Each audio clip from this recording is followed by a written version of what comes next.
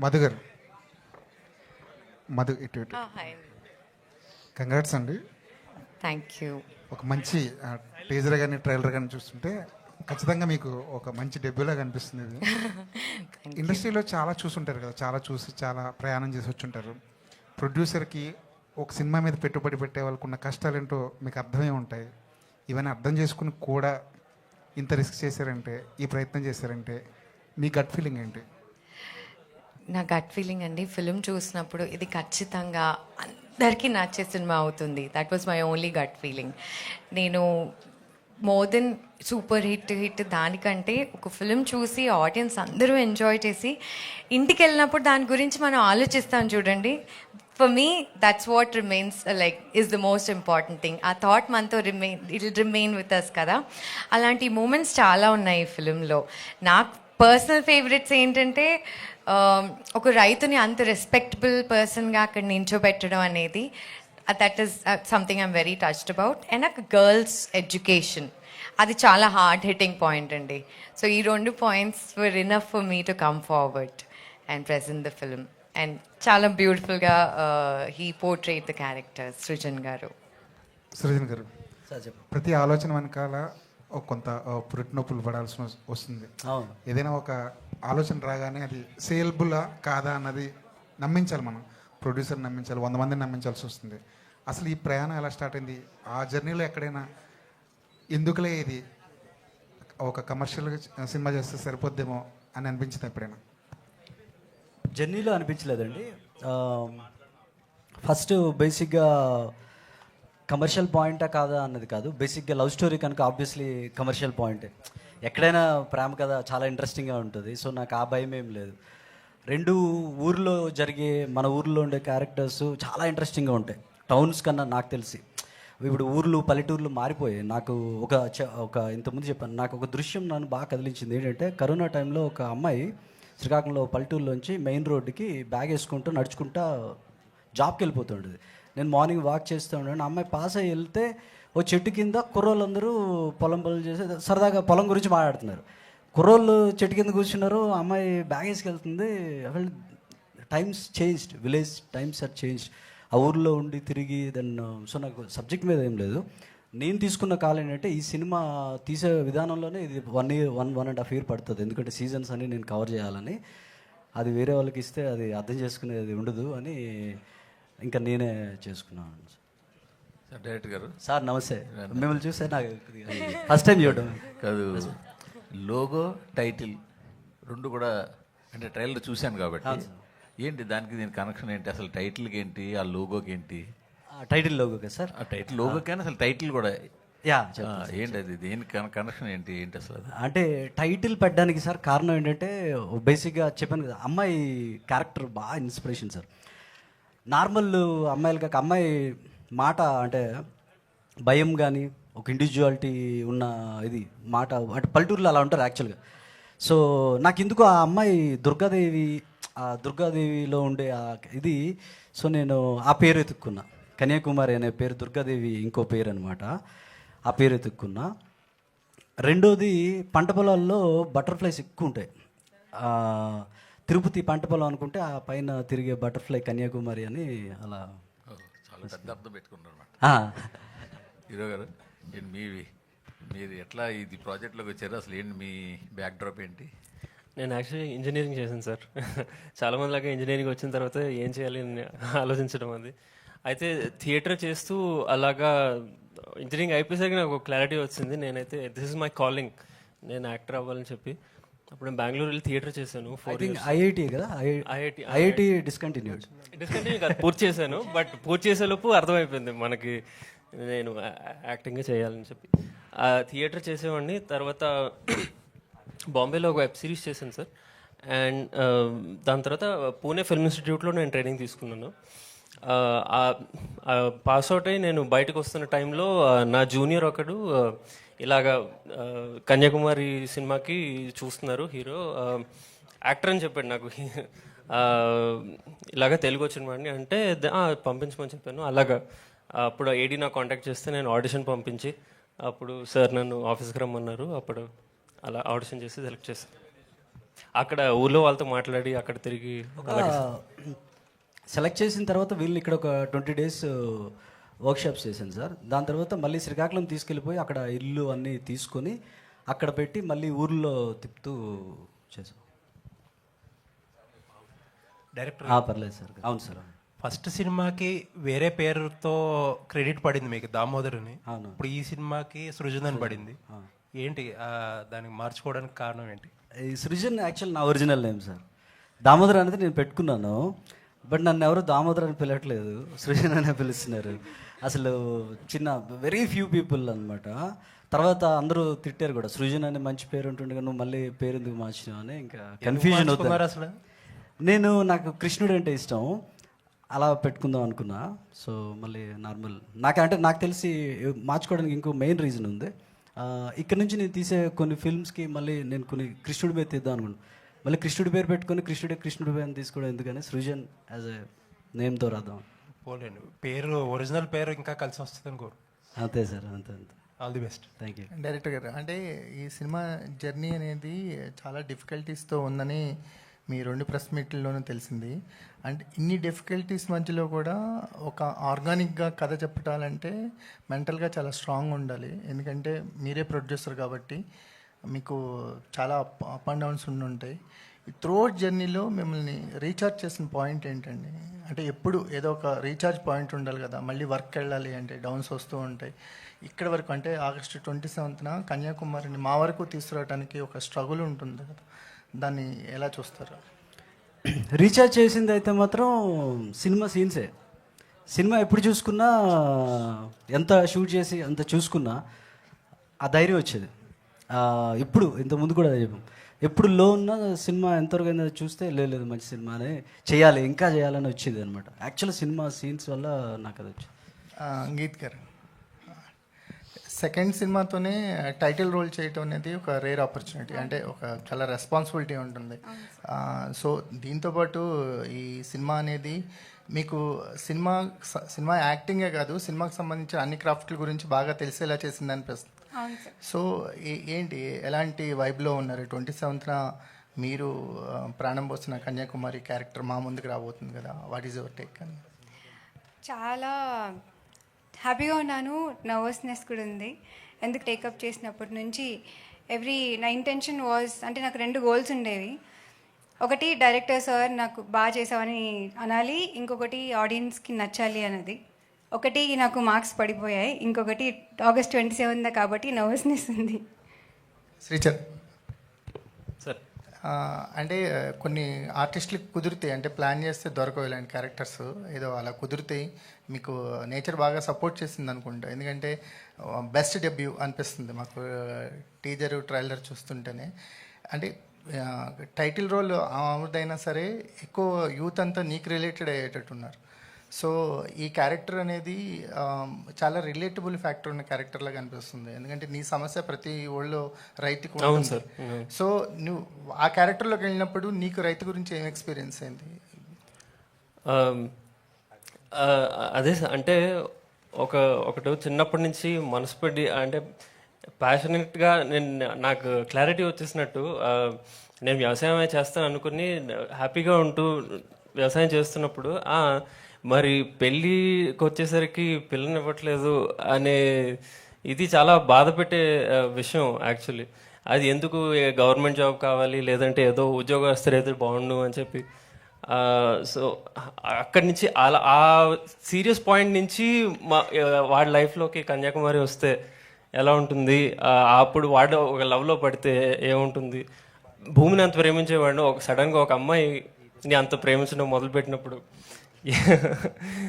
ఏంటి అనేది అది సినిమాలో. సృజన్ గారు, ఈ సినిమా స్టార్ట్ చేసి ఆల్మోస్ట్ 3 years అయినట్టుంది కదండి. మీరు ఇందాక అన్నారు 1.5 year ఇది మేకింగ్కి టైం పడుతుంది.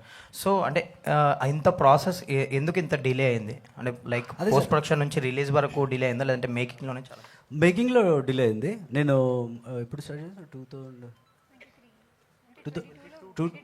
2022 అండ్ డిసెంబర్కి అలాగా చిన్నగా స్టార్ట్ చేశాను. అప్పుడు ఆ పంట పొలాలు జాన్వరి ఎల్లోగా ఉంటాయి పండగ ముందు, అవి పోతాయని చెప్పి అక్కడ స్టార్ట్ చేసాం. ఆ తర్వాత ఏంటంటే మళ్ళీ ఆ నెక్స్ట్ ఇయర్ అక్టోబరు అంటే పంట పొలాలని నేను సంవత్సరం త్రూ అవుట్ పచ్చగా ఉంటాయి, కోసేస్తాము, బ్రౌన్గా ఉంటాయి, ఇవన్నీ క్యాప్చర్ చేయడానికి చాలా రోజులు చేసా. దాని తర్వాత పోస్ట్ ప్రొడక్షన్కి మ్యూజిక్కే ఒక 6 months చేసా అలా. అండ్ మీకు ఈ ప్రాజెక్ట్ సంబంధించి మీకు మోస్ట్ డిఫికల్ట్ పార్ట్ ఏంటండి? ఈ యాక్టర్స్ని తీసుకోవడమా, లేదంటే మేకింగ్లో మీరు పేపర్ మీద రాసుకుంది స్క్రీన్ మీద తీసుకో? యాక్చువల్గా చెప్పాలంటే సార్, యాక్టర్స్ నార్మల్గానే వచ్చినాయి. నార్మల్ అంటే ఆడిషన్స్ చేసాము. We found మేకింగ్కి కష్టపడ్డాము. మేకింగ్కి ఆబ్వియస్గా కష్టపడ్డాము. చాలా తక్కువ టీము. దీనికి క్యారవాన్ ఉండదు, 2 కార్లు, ఒక ఆటో ఇలా. సో ఇంకోటి అంటే ఆ ఊర్లో కొద్దిగా ఇబ్బందికరంగా ఉంటాయి మనకి తిరగడానికి కానీ, అవన్నీ చాలా కష్టపడ్డాము. ఆ కష్టం అంతా అయిపోయింది, సినిమా అయిపోయింది, డన్ అనుకుంటే అప్పుడు తెలిసింది దీనికన్నా అసలు రిలీజ్కి వెళ్ళడం అనేది. So mostly post production is చాలా దారుణం. మధు గారు, అంటే యాక్టర్స్కి కంఫర్టబుల్గా ఉన్నాయి, యాక్టింగ్ చేస్తున్నారు కదా, ప్రొడక్షన్లో దిగడానికి కారణం ఏంటి? ఇది ఏమన్నా ప్రాక్టీస్ మ్యాచ్ అని, దీని తర్వాత కూడా ప్రొడక్షన్ కంటిన్యూ చేస్తారు ఈ ఎక్స్పీరియన్స్ తోటి? ఆనెస్ట్గా చెప్పాలంటే నాకు ఇంట్రెస్టింగ్ రోల్స్ రావట్లేదు.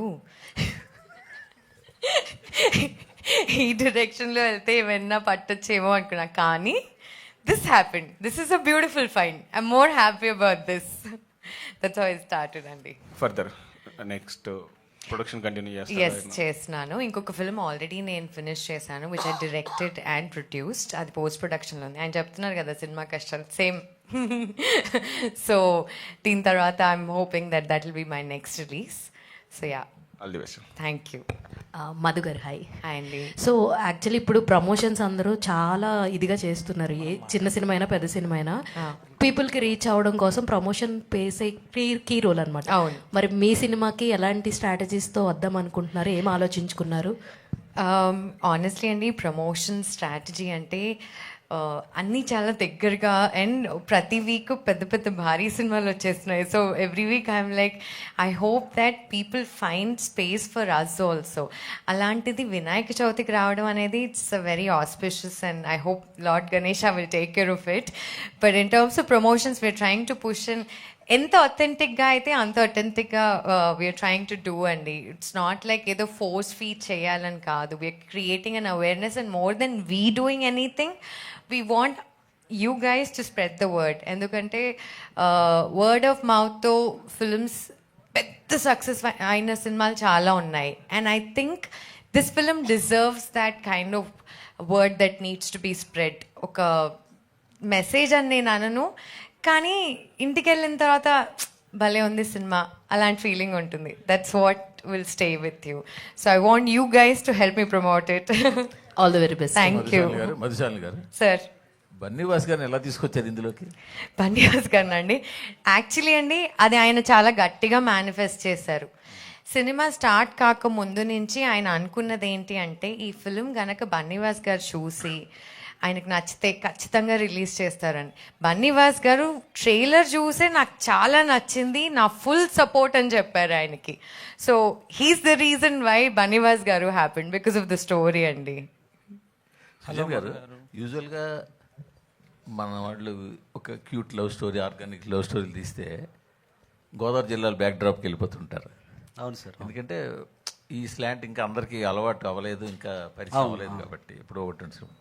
మీరు అలా ఎందుకు ట్రై చేయకుండా అటు వెళ్ళడానికి రీజన్ ఏమైనా ఉందా? అంటే కేవలం మీ ఏరియా మీద మీకున్న ప్రేమ అనుకోవాలా, లేకపోతే ఇంకేమైనా ఉందంటారా? ప్రేమ కాదు సార్, నాకు కథ పుట్టిందే అక్కడ కదా. నాకు అక్కడ ఊర్లు బాగా తెలుసు, కథ పుట్టింది అక్కడే. నేను ఎలాంటి ఈస్ట్ గోదావరిలో నాకు కానీ కథ పుడితే అక్కడే సార్. ఇది నాకు శ్రీకాకుళంలో పుట్టింది కనుక ఊరు ప్రేమ అని కాదు. బేసిక్గా సార్ మీరు ఏదో అన్నారు సార్, ఇప్పుడు ఏదో అన్నారు, ఆ స్లాంగ్ బేసిక్గా అక్కడ ఎందుకు పెట్టారని. ఇంకా జనాలు పూర్తిగా అలవాటు ఉన్న స్లాంగ్ని ఎందుకు ప్రయోగం చేశారు? అవును సార్, ఎగ్జాక్ట్లీ. ఒకటి ఫీల్ గుడ్. ఇప్పుడు మన ఈస్ట్ గోదావరిలో చూస్తే బ్యూటిఫుల్గా చాలా ఫీల్ గుడ్ ఎన్విరాన్మెంట్ చాలా బాగుంటుంది, మాటలు అంతే అందంగా ఉంటాయి. అది ఫస్ట్ మీరు అడిగింది, నేను ఫస్ట్ నుంచి నాకు అది మైండ్లో ఉండింది. విలేజ్ అనగానే ఈస్ట్ గోదావరి అంటారు, ఒకలా చూస్తారు కదా. నాకు దాన్ని బ్రేక్ చేసి ఇప్పుడు బేసిక్గా ఈ చిన్న షాట్ తీయాలని శ్రీకాకుళం వెళ్ళిపోయాడు నేను. ఇక్కడెక్కడ చీట్ చేయాలి. నాకు అది ఆ ల్యాండ్స్కేప్ ఎవరు చూడలేదు. చాలా చాలా డిఫరెంట్ ఉంటుంది ల్యాండ్స్కేప్ అన్నది. అది తీసుకొద్దాం అన్నది ప్రయత్నం. యాస కూడా నిజంగా కొద్దిగా డిఫరెంట్ ఉంటుంది, కానీ అందరికీ కొద్దిగా అర్థమయ్యేటట్టు ఉండాలి అని నా ఫీలింగ్. యాసతో ఉంటూనే బట్ అర్థం అవ్వాలి. అందుకని కొద్దిగా శ్రీకాకుళంలో నర్సనపేట మండలము, తర్వాత టెక్కలి, అలా ఆ చుట్టుపక్కల ఊర్లలో తీసేశారు. హలో మధు గారు.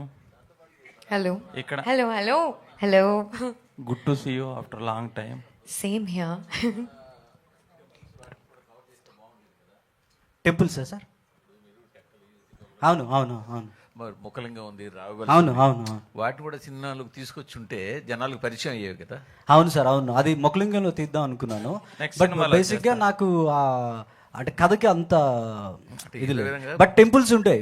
నేను పర్టికులర్గా అందులో ఉన్న ఊర్లో ఉన్న అందాన్ని ఎక్కడైనా చూపించాలని చేయలేదు, కానీ బట్ కొద్దిగా పని కట్టుకొని శ్రీకాకుళం ఓహో ఇలా ఉంటుందా, చాలా బ్యూటిఫుల్గా ఉందా అన్నదైతే ఈ సినిమా పరిచయం చేస్తుంది. అన్నారు కాబట్టి రావుగల్ దగ్గర ఒక లవ్ స్టోరీకి కావాల్సిన అట్మాస్ఫియర్ ఉంటుంది. చాలా మంచి ప్లేస్ ఉన్నాయి సార్. ఈ సినిమాతో బయటకు వస్తాయి. అది తీసారంటారా నేను? అది అవి కూడా తీసి ఉండాల్సిందే అంటున్నా. తీసాను సార్, నాకు గుర్తులేదు ఎక్కడెక్కడ తీసాను, కానీ అసలు శ్రీకాకుళం జిల్లా వాళ్ళకి తెలుస్తుందో లేదో తెలియదు, కానీ నాకు ఏ ఊరు నుంచి అన్ని అంత తిరిగా. ఆయన కోసం నెక్స్ట్ సినిమాలో కొన్ని తీసి పెట్టండి. కాదు, నువ్వు అడిగావు కదా నేను. నర్సనపేట కాదు, రాజా. ఓకే. అతని శ్రీకాకుళం. సృజన్ గారు ప్రీవియస్గా జయమ్మ పంచాయతీ అని ఒక సినిమా వచ్చింది సుమా గారిది. అందులో కొన్ని లొకేషన్స్ చాలా బాగా చూపించారు. When compare to those locations మీరు ఎలా చూపించబోతున్నారు ఆడియన్స్? అసలు నేను బేసిక్గా లొకేషన్ అదే ఇప్పుడు సార్ అడిగినట్టు నేను లొకేషన్స్ని పట్టించుకోనండి. లొకేషన్స్ కోసం ఎత్తికైతే వెళ్ళను నేను. నా కథ సీన్కి ఎక్కడ కరెక్ట్ ఉంటుంది అనేది అది చూసుకుంటా అనమాట. సో అలా ప్రాపర్ యాప్ట్ పట్టుకున్నాను. ఓకే. గీత్ షైని గారు సినిమాలో శ్రీకాకుళంలో లండన్ అని చెప్పి ఒకటి వాడారు. అది ప్రాపర్ మీనింగ్ తెలియదు, దానికి రీజన్, దానికి అర్థం మీకు ప్రాపర్ మీనింగ్ తెలియలేదా? అండ్ రెండోది లాస్ట్లో ఒక ముసలమ్మతో ఒక డైలాగ్ చెప్పారు కదా, అది చెప్తే బాగోదు. సో ఫ్యామిలీ డ్రామా అంటున్నారు, అలాంటి అడల్ట్ డైలాగ్ ఒకటి పెట్టారు. సో దానికి రీజన్ ఏంటి? అదే నేను ఫ్యామిలీ డ్రామా అని అయితే చెప్పలేదండి. It's a love story. It's an love story, basic youthful love story. అది ఇది విలేజ్లో, మీ శ్రీకాకుళం కదా, మీకు తెలుసు మన ఊర్లో ఎలా ఉంటారో మనకు తెలుసు. వాళ్ళు ఎలా మాట్లాడారో, ఎలా రియల్గా ఎలా ఉంటారో అది క్యాప్చర్ చేశాను అంత. ఓకే. హీరో సో అంటే కొత్త సినిమా, ఫ్రెష్ ఫేస్, ఆడియన్స్కి ఒక రైతుగా ఇన్స్పైర్ చేయడం చాలా కష్టం ఈ రోజుల్లో. చాలా అడ్వాన్స్గా ఉంటున్నారు. సో వాళ్ళకు మీరు మీ సినిమా చూడటానికి ఎందుకు రావాలి అంటే ఏం చెప్తారు సమాధానం? సినిమా ట్రైలర్ చూడండి, మీకు పాటలు వినండి. లవ్ స్టోరీ కాబట్టి అంటే ఆ ఎమోషన్కి కనెక్ట్ అవుతారు అని నాకు గట్టిగా నమ్మకం ఉంది. అదే అండి. ఆ అమ్మాయికి మీరు ఆ శ్రీకాకుళం యాక్సెంట్ అది బాగా మాట్లాడారు, ఎలా ప్రాక్టీస్ చేశారు? సార్ యాక్చువల్లీ ఆ డైలాగ్స్ అన్నీ సార్ తోటి చెప్పించి రికార్డ్ చేసుకొని బట్టి పట్టానండి. దాని తర్వాత అక్కడ వెళ్ళిన తర్వాత విలేజెస్తో మాట్లాడడం, అలా వాళ్ళందరితోటి జోవియల్గా ఉండు అబ్జర్వ్ చేస్తూ నేర్చుకున్నాను సార్. అదే బై హార్ట్ చేసినట్టుగా కాకుండా నేచురల్గానే ఉన్నాయి డైలాగ్స్. అంటే ఇక్కడ డైలాగ్స్ బై హార్ట్ చేశాను, కానీ అక్కడ వెళ్ళిన తర్వాత వాళ్ళతో మాట్లాడిన తర్వాత నేను వాళ్ళని అబ్జర్వ్ చేసి I learned it. Okay, thank you. Shalini, so ఒక ప్రొడ్యూసర్గా, ఒక ప్రెజెంటర్గా, ఒక ప్రొడ్యూసర్ కైండ్ ఆఫ్ చాలా స్ట్రింగ్స్ పుల్ చేస్తూ ఉంటారు ఈవెంట్స్కి ఎవరన్నా పిలవడానికి కానీ ఇదంతా కూడా. సో మీకు వచ్చిన రియాలిటీ చెక్ ఏంటి లాస్ట్ 2-3 డేస్లో? కానీ ఎందుకంటే నెక్స్ట్ ఇంకో 1 వీక్లో సినిమా రిలీజ్ ఉంది కాబట్టి ఇంకా చాలా మందికి ఫోన్లో చేయాల్సి ఉంటుంది. నాకున్న రియాలిటీ చెక్ ఏంటంటే, ఇక్కడ ఉన్నారు కదండి, these friends have always been there for me and will be there for me అని నాకు అనిపించింది. బికాజ్ ఒక ఫోన్ కాల్తో when I could invite my friends over, అంటే they're not just friends, they've accomplished a lot in the industry, and వాళ్ళ support and వాళ్ళు మనం ఈ కన్యాకుమారి గురించి చెప్తే I'm sure it will reach a lot more people. So I'm extremely touched and I think I'm blessed. I'm very grateful. అంటే next 1 వీక్లో మరి ఇంకెవరిని ఇన్వైట్ చేయబోతున్నారు? నెక్స్ట్ 1 వీక్ సరే అప్పుడు చెప్తా. అంటే టీజర్ వచ్చిన తర్వాత ట్రైలర్ వచ్చిన తర్వాత we want the trailer to speak. Content reach అయ్యి ఆడియన్స్కి ఇంట్రెస్ట్ ఉంటే వస్తారు అన్నది. Last question please. Geeth Saini గారు, గీత్ సైని గారు, మీరు బట్టల షాప్లో డైలాగ్స్ చెప్పారు కదా, దానికి వర్క్షాప్ ఏమైనా చేశారా? అక్కడ లోకల్లో ఎన్ని రోజులు మీరు వాళ్ళతో మింగిల్ అయ్యి ట్రావెల్ అయ్యారు? ఓకే, యాక్చువల్లీ ఒకరోజు 1 ఈవినింగ్ జస్ట్ 2-3 అవర్స్ నేను ఒక షాపింగ్ మాల్కి వెళ్ళి, యాక్చువల్లీ మేము అక్కడే షూట్ చేసాం. They are very kind enough to teach me ఎలా ఫోల్డ్ చేయాలి అని అన్నీ నేర్పించారు. వాళ్ళే శారీ నేమ్స్ అన్నీ చెప్పారు అండి. Thank you. డైరెక్టర్ గారు, సార్ ఇప్పుడు టీజర్ చూసుకుంటే ప్రేమకి నెక్స్ట్ గోల్స్కి మధ్య ఒక యుద్ధం జరిగినట్టు అనిపించింది అనమాట. ఈ రెండింటి మధ్యలో ఏది ఎక్కువ అంటే మీరు ఏం చెప్తారు సార్? ఫస్ట్ అది సార్ మీరు రైటర్లా ఉన్నారు కరెక్టే కదా. అది ఇప్పుడు చెప్తే ఎందుకు 27th చెప్తే బెటర్ కదా. But you got it right. Thank you అండి. ఫైనల్ క్వశ్చన్, కుమారి టైం ఎంత? టైం చూసుకుని మీటింగ్కి వెళ్తావా ఏంటి? Thank you, thank you, thank you, thank you so much. Thank you so very much. Team